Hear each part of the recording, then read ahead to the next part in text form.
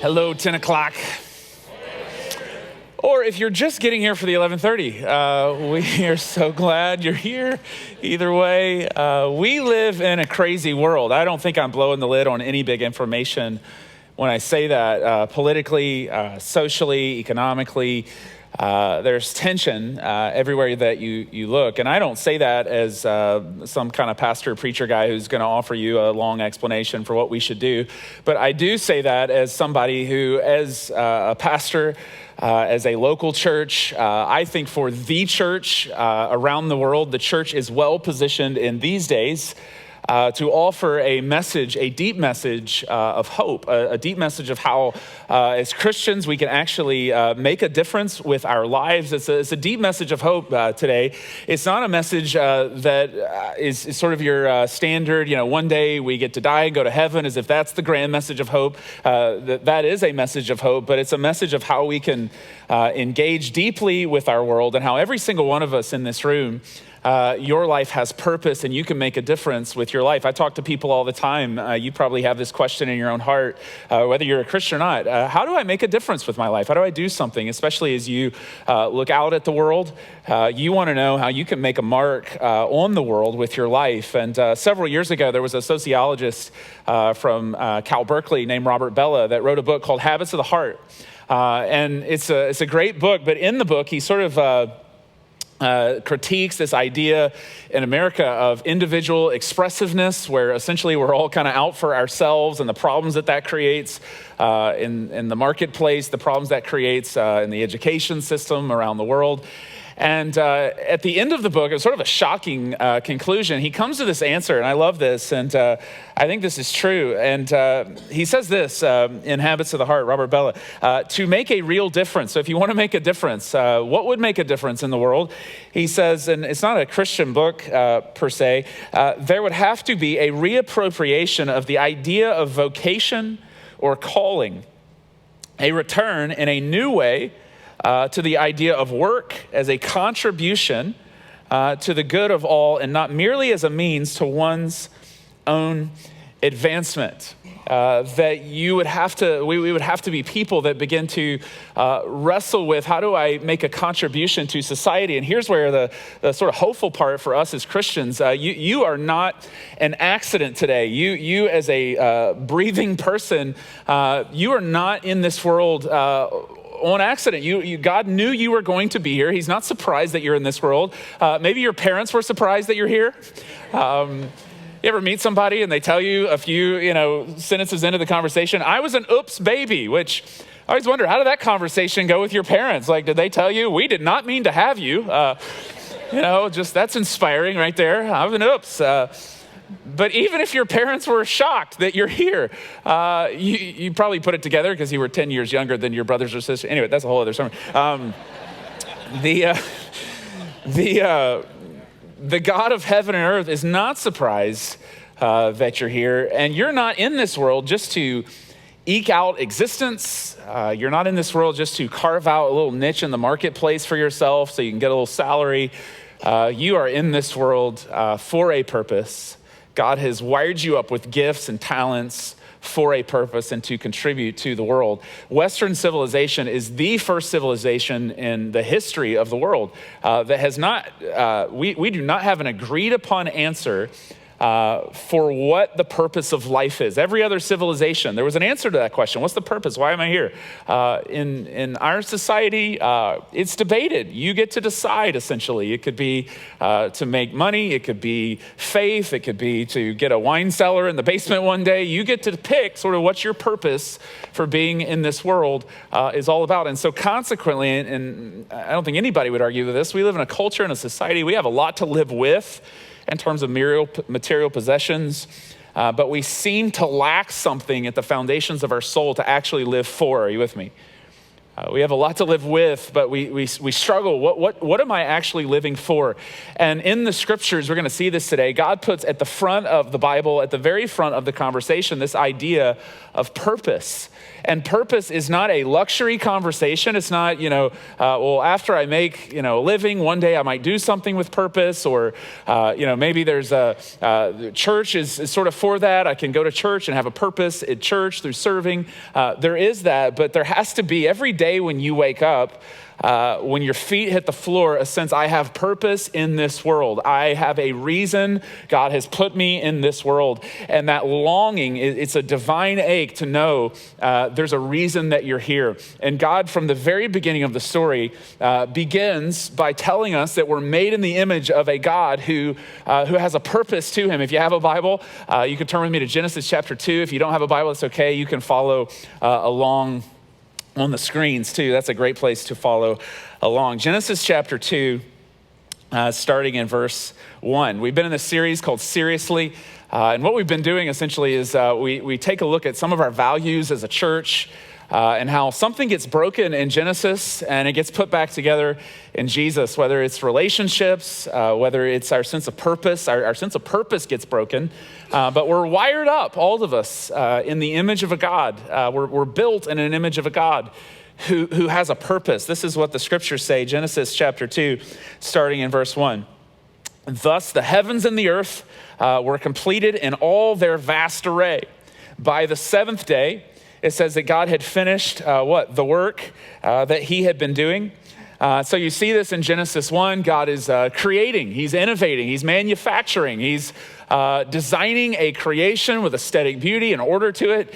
And it says that when all this is over on the seventh day, that he finished the work that he'd been doing. So on the seventh day, he rested from all the work. So there's this concept of work again from the very outset. Then God blessed the seventh day, and he made it holy because on it, and he says it again, in case there was any questions about what he did on the seventh day, he rested from all the work of creating that he had done. So this is a God, we're told in Genesis, who has purpose. He puts his feet on the floor in the morning, and he makes things, he creates, he innovates. And the reason that's important, not just from some kind of big, vague idea, but you're made, I'm made, and we've said this throughout the series, in the image of this God. And you really see God do two things. It's almost so obvious, it's not even worth talking about. You see that God, he works, he creates, he innovates. And the same thing is true for you. Deep in your heart, deep in your very nature is this desire, whether you get a paycheck for it or not, to do something with purpose every single day in your life. And you can't turn that off, whether you're a Christian or not, because you're made in the image of God. You're also made, and this is sort of the obvious part, to sleep, to rest. Why? Because this is what God does. He tells you from the very beginning. Now, in our over-caffeinated, you're only as valuable as what you earned in Q3 or Q4 society, there's a lot of conversation around this, that sleep is important. I mean, shockingly, as human beings, we're having to remind each other of this. We need to sleep, and there's a lot of articles about this. In a work culture, you need to rest. And you see God as seriously as he takes work, he takes this concept of rest as well. Your body is made, you are made to have purpose, and you're also made to rest. Now, we kind of read over that and go, well, that's great. God did some work. He made the heavens, he made the stars. You know, we have songs that we sing about that when we're growing up in church. But that idea that God works was actually a shocking idea in ancient society. Now, you know this. This story was written down in the Jewish tradition, which is part of our tradition as Christians in the nation of Israel, to the Jewish people. But all in ancient societies, all the surrounding cultures would have their creation stories of how the world came into existence. They would have their gods and their goddesses that they worshiped. And in those stories, gods never worked. In the Babylonian creation myth, they were the world's superpower. Perhaps you read this in world literature class in college or in high school. They had the Enuma Elish is what it was called. It was the creation myth for the Babylonians. And their gods, Tiamat and Marduk, what do? They go to war and then they sleep. That's really what you get from the gods. They don't work. They actually outsource that. They create people for that. It's beneath the gods to work. And yet here you have this declaration at the very beginning of the scriptures that our God works. You see this all the way up through ancient Greece. In ancient Greece, which has obviously had a profound impact on the world we live in terms of architecture, in terms of language, but it was Zeus's world. The gods, the goddesses, and in that world, Zeus, in an act to try to seek vengeance against Pandora, he gives Pandora a box. Some of you have heard the phrase Pandora's box before. It's a box that's given as sort of a cruel thing, and in this box you have in Zeus's world you have death, you have disease, all the evil of the world. This was how they sort of viewed the world, and inside this box was work. Work was considered evil in ancient Greece. That was the common worldview. Gods do not work. Plato, Socrates. Soil was bad. You did not do something to get dirt under your fingernails. The soul was good. You educated, you thought, gods did not do work. That's not, you don't do that if you are lofty or higher up the food chain in society. Soil is bad, the soul is good. That's sort of how it worked. And here in the middle of this, we have a blue collar God. I like our God.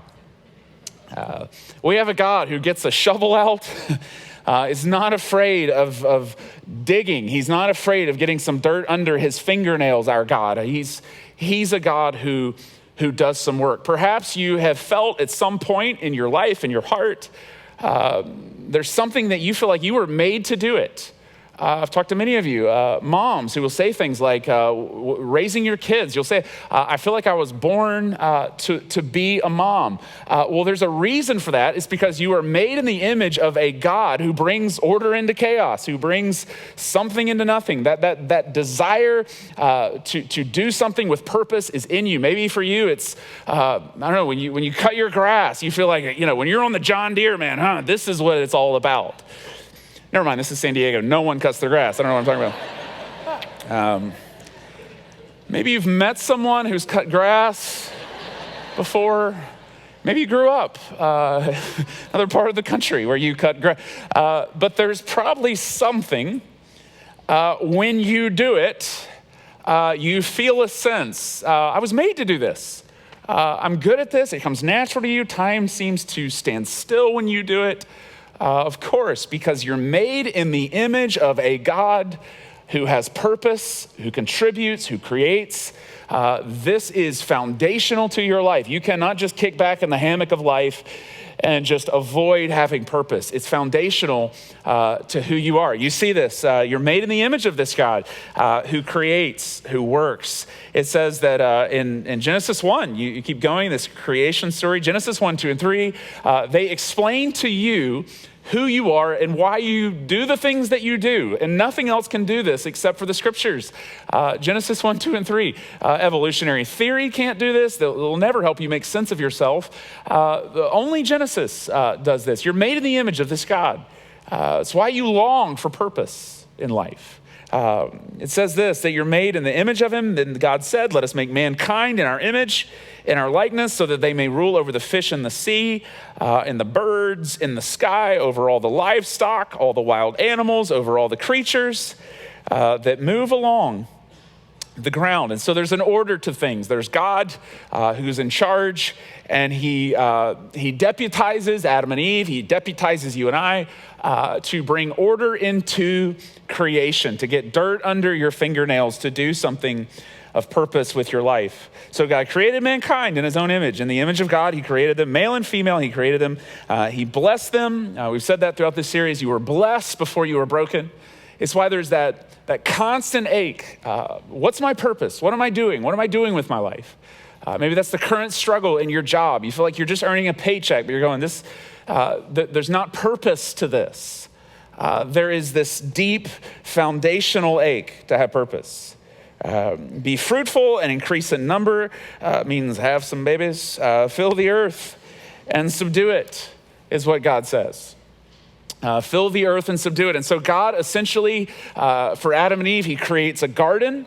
When we talk about the garden, the door, the table, the garden around here, it's this idea that you have to do something with your life for purpose, whether it's serving, whether it's in your office, whatever it is. You have to have purpose in your life. You have to wake up with the sense, I am contributing to the whole of society. You're made to do that because God creates a garden, and he creates Adam and Eve, and he says, go be gardeners. That will be the most flourishing you experience is when you're doing something with purpose.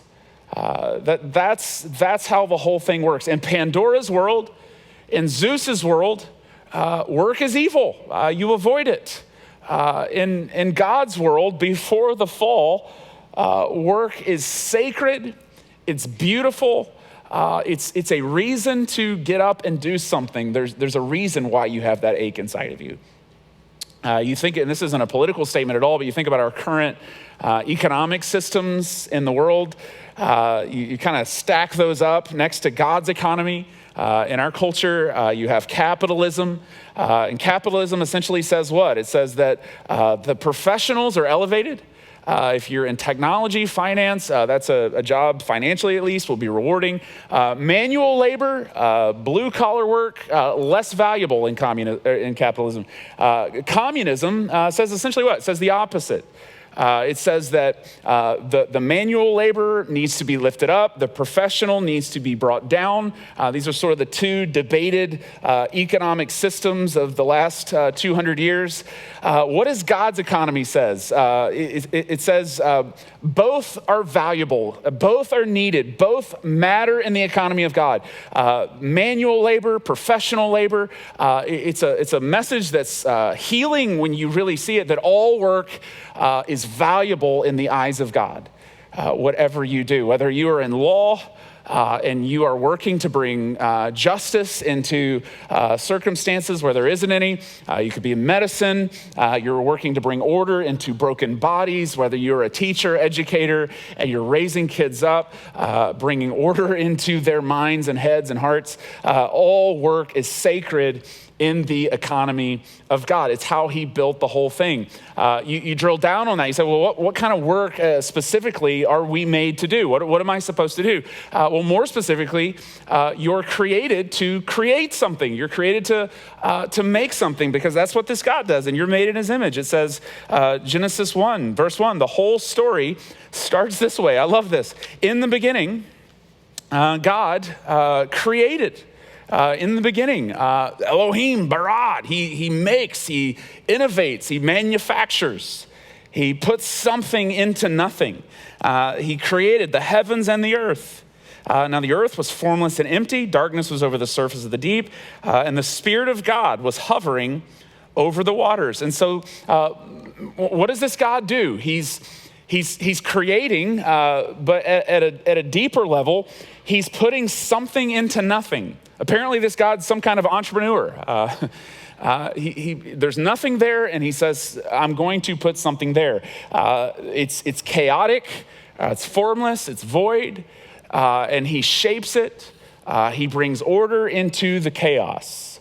J.R. Tolkien coined this phrase, sub-creation, that for us as people, we are sub-creators of God. We take the material world and we order it. We bring order into chaos. We put something where nothing is. That's what we're here to do. That's our purpose in this world. You think about, even if you don't get a paycheck for it, quite often you think about moms. Often moms, when you ask a mom, what do you do? Moms will say things like, well, I'm just a homemaker, as if that's not impressive work.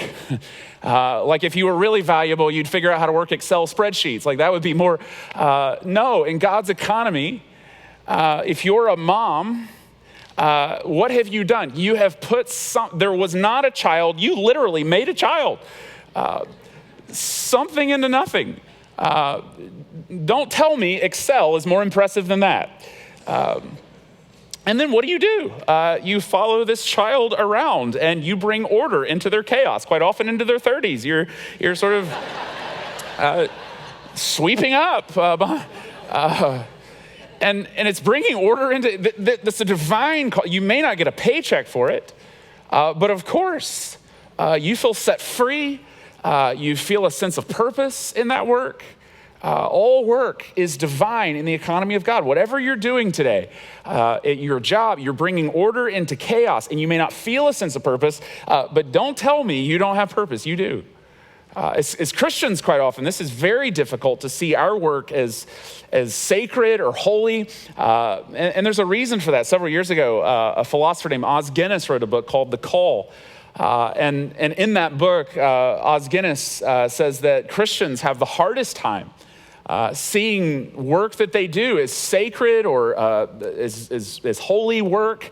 And he says there's a reason for that. He says there's two. One he calls the Catholic distortion. The other he calls the Protestant distortion. The Catholic distortion is essentially this, that there is some work that is perfect, to be a priest, to be a pastor, to be a professional Christian. And then there's permitted work, which is why you may say about your job, I'm just a finance guy. I just sell real estate, as if it's permitted. Quite often, when I sit down next to somebody on a plane and they say, what do you do? Which, by the way, for free, if you're ever trying to end a conversation on a plane, you need an out. Just tell them you're a pastor without fail. What do you do? I'm a pastor. And if this plane were to go down, do you know where you'd spend eternity? Looks like we have 4 hours to chat. Every time. They'll say, you're a pastor, and then you can sort of see them try to back out of this moment. They're reaching for the noise-canceling, preacher-canceling headphone. But they'll typically say something along the lines of, that's nice. You have meaning in your life. You've been called to that, I assume. You probably feel a sense of purpose in that, and sort of a nice pat on the head. And then I'll say, well, what do you do? And they'll say, well, I hedge funds, or I work in finance or whatever, as if it's a less than permitted work. And then there's holy, perfect, or Guinness says that's the Catholic distortion. All work is sacred in the economy of God. Then there's the Protestant distortion, which is very, very common for us. It's where you get the concept of the separation of church and state. That there is sort of a part of your life that is holy. There's a part of your life that's sacred. There's Sunday you, and then there's Monday you, there's Tuesday you, and they're separated. They have nothing to really to do with each other other than you need to have character at work because you're a Christian, but they're not the same. They're very different. On Sunday, you're a Christian. On Monday, you're back selling real estate, as if they're separated. And that's the Protestant distortion. In the economy of God, all work is holy. All work is sacred. All work is purposeful because whatever you're doing, you are bringing order into chaos at some level. If you're an entrepreneur, you started the thing that you're doing, a small business. You put something where nothing is. That is divine work. You're reflecting the image of God. You have purpose. If you're a teacher, an educator, you're working with students. If you took over a team and the organization was unstable and you stabilized it, you saved jobs. You put order where there was chaos. That's reflecting the very image and the nature of God. If you're a hairstylist, you bring order into chaos every day. It's divine, sacred, be satisfied. Don't tell me that you don't have purpose. You do. Now that sounds like a nice sugar cookie to the soul. Well, that's heartwarming. I've been made to create. I create something at work. I raise kids. And that is true. It is a beautiful thing. But at a deeper level, reflecting the image of God, living with a sense of purpose, there's more to it. And it's not just creating something. You are made to create something, to do something that contributes, to Bella's point, to society, to make the world a better place. Notice what it says in Genesis 1.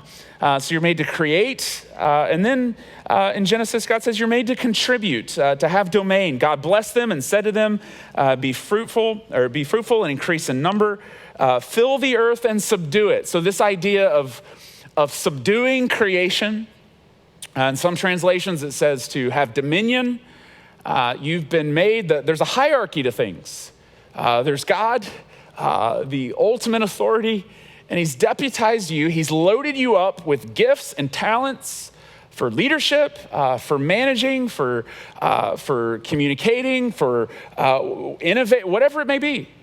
And he's made you with those gifts to exercise dominion over the earth, to feel a sense of purpose in what you're doing, that you have these gifts. So how it works is you start by, you go up to God and you say, God, you have given me these gifts. You're my authority. You're my boss, essentially, which means if you don't like your boss, good news. They're not really your boss. God is.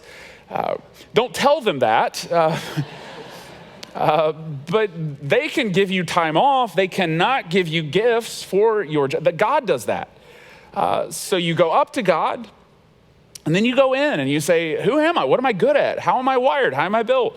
And then you go out to the world and you say, what does the world need? How do I use this to contribute, to do something, to benefit, to bless? You're made to do that. You have gifts, and they're not just for you, are they? You certainly benefit from them. You get a salary perhaps because of them. But those gifts are yours for others. They've been given to you as a gift by God, not just for you. You will feel a sense of purpose in life when you begin to use them out for other people to see how they make a difference in the world. You're made to create, and you're made to contribute. A couple of weeks ago, I saw on Netflix, there was a documentary on Bill Gates called Inside Bill's Brain. Anyone see this? Oh, good. It'll be fun for the six of us. And Bill Gates, obviously the richest man in the world, or second richest, I think it flip-flops sometimes, founder of Microsoft, billions and billions and billions of dollars, could do anything he wants. He could be sitting on a yacht in the Mediterranean being fed grapes by zebras if he chose. I mean, whatever. That may not actually work. I don't know. If it's possible, he could do it. He could do whatever he wants with his money. And this documentary took a look at what does Bill Gates think about all day? What is he currently spending his time doing? And if you haven't seen it, I'm not trying to spoil it for you, but I'll go ahead and tell you what Bill Gates spends his time thinking about. He thinks about toilets. He thinks more specifically about third world sanitation, because he's been to parts of the world where he sees kids standing in sewage streams. And there's something in him that says, I could make a difference. I could do something about this problem. And so he spends all his time thinking, is there a toilet that we could invent, that we could create, that could make a difference in solving some of these huge issues in developing parts of the world? Why in the world, of all the options, is he literally thinking about waste? It's very, very bizarre. Because he's a Christian? No, I don't think so. But because he is made in the image of God, and there is something in him that says, if all I ever do is lay on the yacht in the hammock sipping Mai Tais, I am not satisfied in life. I have been given these gifts not just to make a living. I've been given these gifts to do something, to contribute. And that same thing is in you. That same thing is in me. Now, you may hear that and say, well, that's utopian. That's preacher talk. That's not real for me. You may say, I'm just sort of working a job. I'm just earning a living. I'm just making money. And I'm not even thinking about how there's purpose in my life or in my job. I'm just trying to carve out a little niche of the economy. Well, if that's you, well, how does your money if that's the thing that you're working for, how does your money have purpose? What do you do with your money? Because that money has been given to you because you have gifts, you have talents, maybe in technology or finance, and you've been born into a world that can reward those gifts. The money that you have as a gift, how does it have purpose? And you may hear this and go, that's not a applicable idea. That's not how America works. We don't think about work as purpose. We think about, sort of the standard, you work, you earn, and then you cross that magical line and you enter into retirement, which is the Hebrew word for Palm Springs. And it's, you rosé all day and you bingo the night away. It's just, that's the goal. That's the grand plan. And I'll choose my words carefully here. That is Pandora's view. That's not God's view. That is a view that says work is evil. It's just a means to an end. I don't really need to have purpose. The purpose would be that I would just sort of perpetually relax. And that's a good thing to eat. If you are retired, that's a good thing. Some of my closest friends here at this church are retired, but they will tell you, even in retirement, they have had to find a way to do something with purpose. And many of them would say they're living their most purposeful years. After they're done earning a salary, whether you get a paycheck for it or not, if you are still breathing in the world, you have to find a way when your feet hit the floor in the morning, I still have purpose. That is foundational to how you are built. You have to have purpose. It's just in there. You can't turn that off. And even if you are retired, to say, well, I'm just going to relax from now until the great beyond. It's to numb, to kill something inside. You have to have purpose. You shrivel up without it because you're made in the image of a purposeful God. You may not earn a paycheck for it, but you have to wake up with a sense. And this is why I'm in the world. This is why I'm in the world every day. There's some of us, you hear that and you go, that would be great, but Jared, if I'm honest, work has been the greatest source of frustration. Work has been the greatest, perhaps for you, it's been the greatest source of pain. As you compare yourself to others and you see others sort of achieve, you felt diminished in that. You feel like I'm not as successful as my brother. I'm not as, whatever, you feel diminished. Well, the scriptures, Genesis tells you there's a reason for that. Because yes, you have purpose. You're made to have purpose, but this gets broken.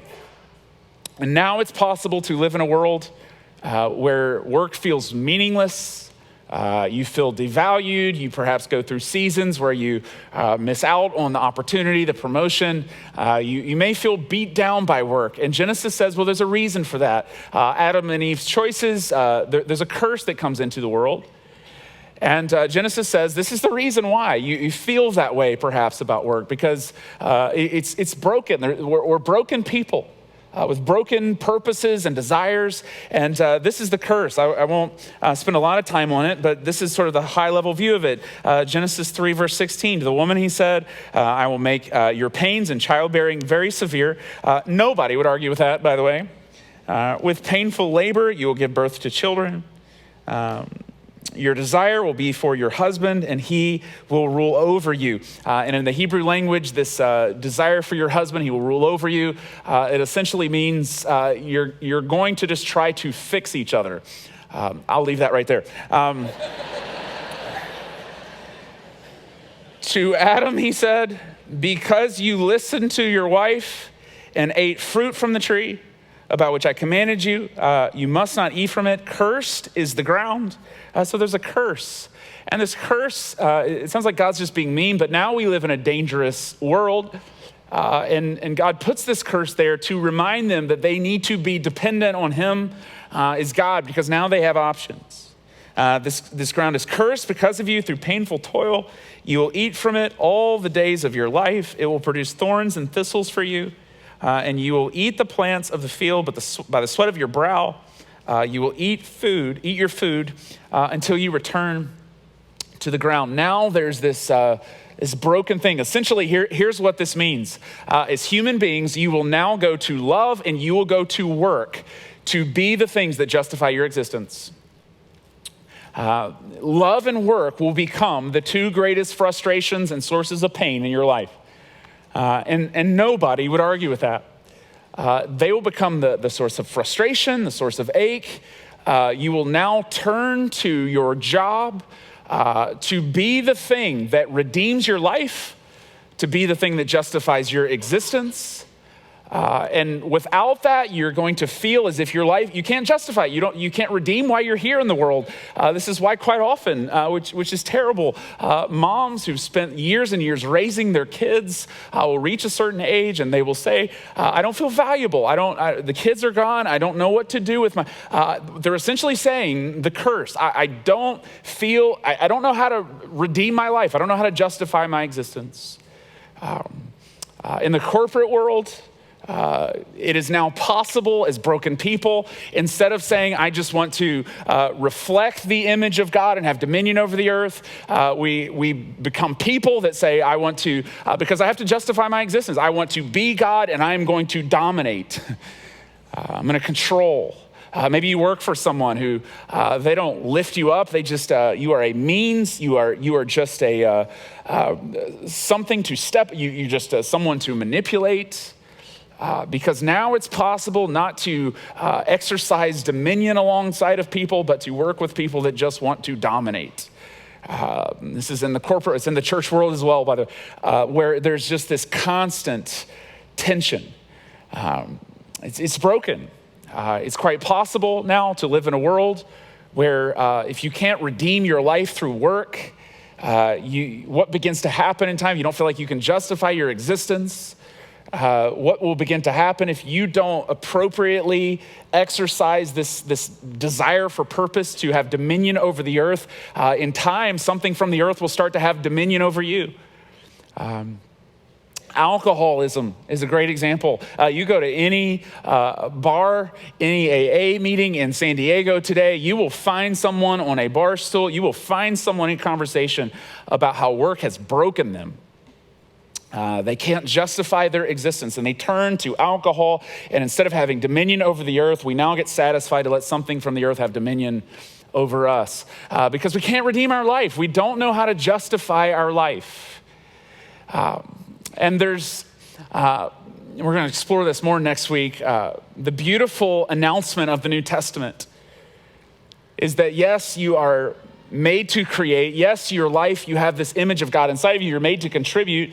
But deeper than that, you are not redeemed through work. You are redeemed through Christ alone. Christ is what redeems you because Christ has done the work. And in the same way in the Garden of Eden, God said he's created the world and he stands back. He says, I'm going to rest on the cross. I love this connection between Genesis and John. This is what Jesus says. When he had finished the drink, Jesus said, John verse 30 of 19, it is finished. An echo of the Garden of Eden. And with that, he rests, he bows, he gives up. He gave up his spirit. Now, as a follower of Christ, what is the work that he's done? He's reversed the curse to where now it is not love, it is not work that's going to justify your existence and redeem you. It is the voice of Jesus Christ and Jesus Christ alone that redeems your life. And now you are free to go to work. You're free to have purpose. You're free to have dominion. You're free to go into your heart and say, what am I good at? You're free to do something with purpose with your life, not to justify your life, not to redeem your life, but because you're made in the image of God. But it doesn't redeem your life. Christ and Christ alone is who redeems your life. He did the work so that you could stand in the presence of God and know that your life counts and your life matters. Let's pray together.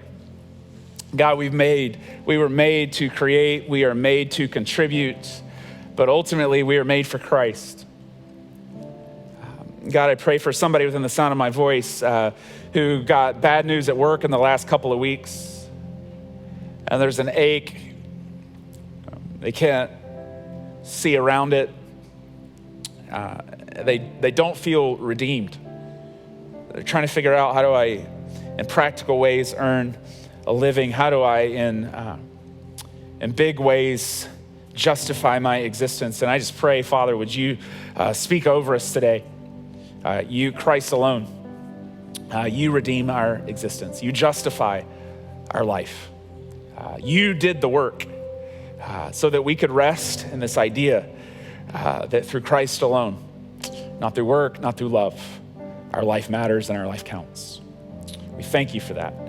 God, I thank you for everyone within the sound of my voice who wakes up every day wanting purpose, needing purpose. I pray we hear the voice of the Father say over us, you have purpose. You're bringing order into chaos. You're reflecting my image. And instead of trying to justify our existence, God, would we go through life just wanting to reflect the image of an innovative, beautiful God. And it's in Jesus' name that we pray, and all of God's children said, amen.